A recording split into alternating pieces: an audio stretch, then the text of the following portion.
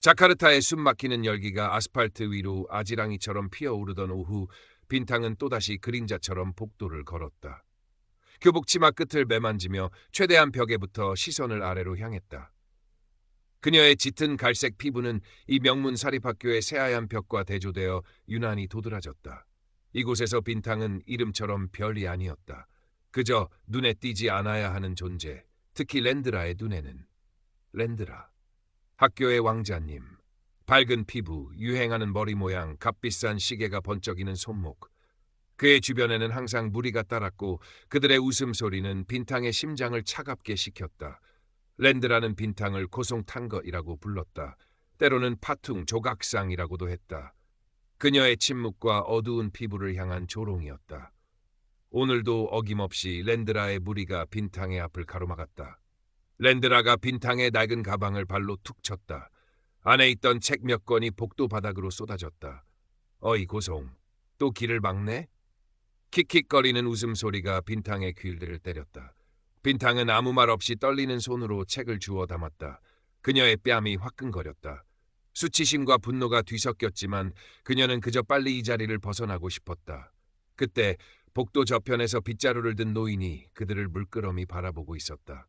학교의 늙은 경비원이자 청소부인 박아구스였다. 그는 늘 말이 없었고 존재감도 희미했다. 하지만 그의 시선은 이상하게도 빈탕에게 작은 위안을 주곤 했다. 박아구스는 아무 말 없이 다시 빗자루질을 시작했지만 빈탕은 그의 눈빛에서 무언가를 읽었다.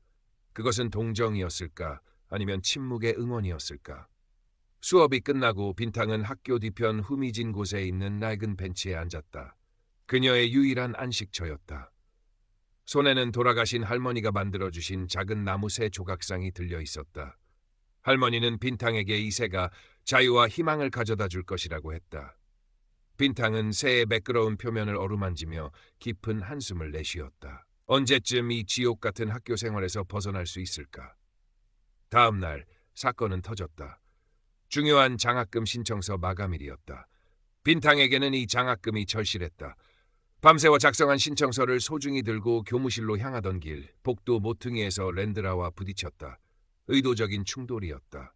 빈탕의 손에서 신청서가 떨어졌고 랜드라는 기다렸다는 듯이 발로 그 종이를 짓밟았다. 그리고는 그 위에 보란 듯이 음료수를 쏟아부었다. 이런, 미안해서 어쩌나. 길이 미끄러웠나 봐. 랜드라의 얼굴에는 아기에 찬 미소가 떠올랐다.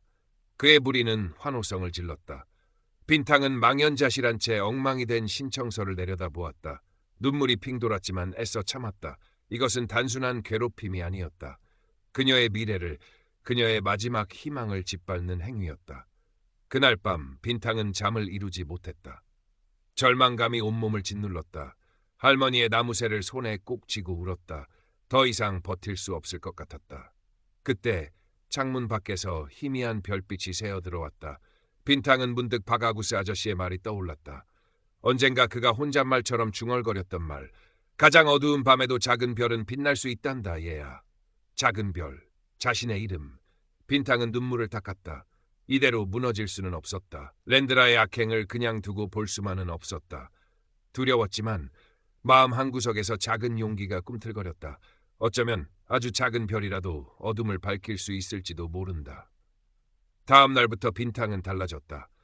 여전히 랜드라의 눈을 피했지만 그녀의 시선은 더 이상 바닥에만 머무르지 않았다. 랜드라를, 그의 무리를, 그들의 행동을 조용히 관찰하기 시작했다. 쉬는 시간이면 도서관 구석에 앉아 랜드라의 SNS를 살폈다. 그는 자신의 부와 인기를 과시하는 사진들로 가득했다. 그 중에는 다른 학생들을 교묘하게 비웃거나 조롱하는 듯한 게시물도 있었다. 빈탕은 그것들을 몰래 휴대폰으로 찍어 저장했다. 어느 날 빈탕은 랜드라가 학교 뒤뜰 창고에서 다른 학생에게 돈을 빼앗는 장면을 목격했다. 심장이 미친 듯이 뛰었지만 용기를 내어 휴대폰으로 그 장면을 몰래 녹화했다. 손이 덜덜 떨렸지만 멈추지 않았다. 이것이 증거가 될 수 있을까? 하지만 누구에게 보여줄 수 있을까? 선생님들은 랜드라 집안의 영향력을 알고 있었고 학생들은 보복이 두려워 침묵했다. 박아구스 아저씨는 여전히 말없이 빈탕의 곁을 맴돌았다. 어느 날 빈탕이 창고 근처를 서성이는 것을 본 박아구스가 다가와 낮은 목소리로 말했다. 저 창고 옆에는 오래된 CCTV가 하나 있지. 작동하는지는 모르겠지만. 그리고는 아무 일 없었다는 듯 자리를 떴다. 빈탕은 가슴이 뛰었다. CCTV. 빈탕은 랜드라의 괴롭힘을 당했던 다른 학생들에게도 조심스럽게 다가갔다. 대부분은 두려움에 고개를 저었지만 몇몇은 익명으로 자신들의 경험을 적어주었다. 작은 증거들이 하나둘씩 모이기 시작했다. 하지만 빈탕은 여전히 불안했다. 이 정도로는 부족했다. 랜드라의 교활함을 이길 수 없을 것 같았다. 랜드라는 빈탕의 미묘한 변화를 감지했다. 예전처럼 쉽게 위축되지 않는 그녀의 모습이 그의 심기를 건드렸다. 괴롭힘은 더욱 악랄해졌다. 빈탕의 사물함에 쓰레기를 채워 넣거나 그녀의 책에 음란한 낙서를 해놓았다.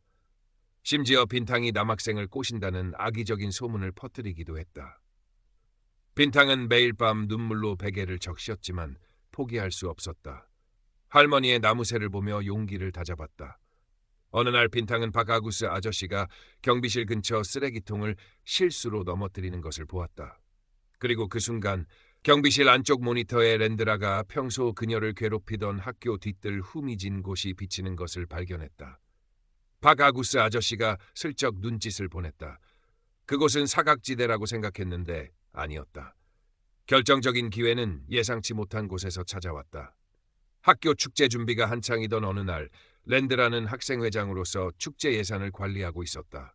빈탕은 우연히 랜드라가 학생회실에서 누군가와 통화하는 내용을 엿듣게 되었다. 그는 축제 예산의 일부를 빼돌려 개인적인 용도로 사용하려는 계획을 세우고 있었다. 빈탕은 심장이 터질 것처럼 뛰었지만 침착하게 통화 내용을 녹음했다. 이제 빈탕에게는 랜드라의 괴롭힘뿐만 아니라 그의 부정행위에 대한 증거까지 있었다. 하지만 어떻게 이 증거들을 공개해야 할까?